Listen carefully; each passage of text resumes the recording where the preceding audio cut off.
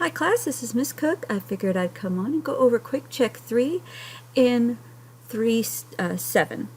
So here we have expressed the sum cosine of 3 theta plus cosine of 2 theta as a product of sines and cosines.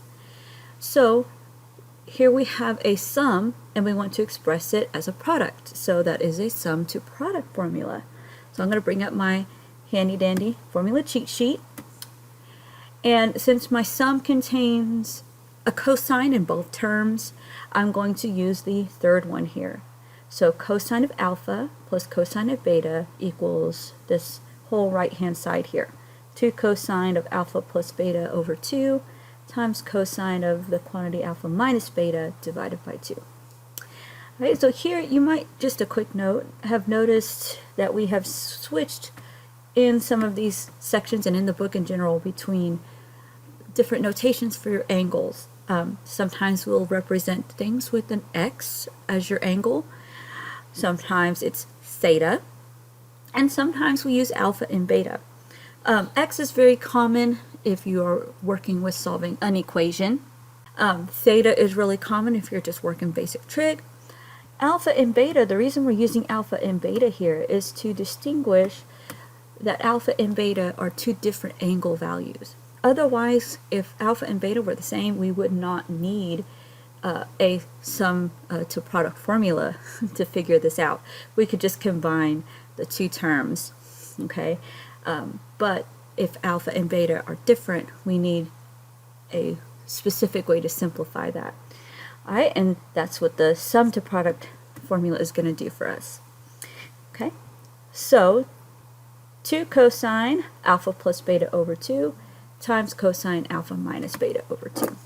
All right, so cosine of alpha plus beta equals 2 times cosine alpha plus beta over 2 times cosine of alpha minus beta over 2.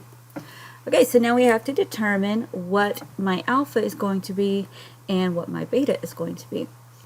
So I'm going to let alpha be 3 theta, and which is my first angle here, and then beta is going to be 2 theta, which is my second angle. Alright, so now I can just fill in the right-hand side.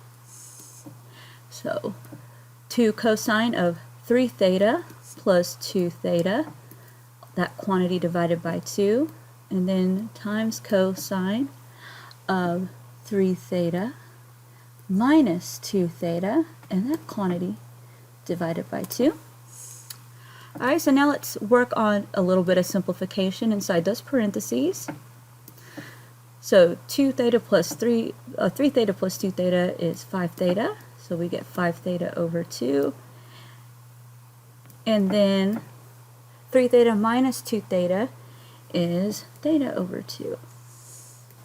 Alright, and since we can't really simplify this much more than that, we're going to leave it just like it is, and that will be our final answer. So this brings you to the end of Unit 2, which was Chapter 3, and so we're going to go next to work on our review and the major quiz, or Test 2, and then we'll start on Chapter 4, which will be Unit 3, Applications of Trigonometric Functions. Y'all have a wonderful day.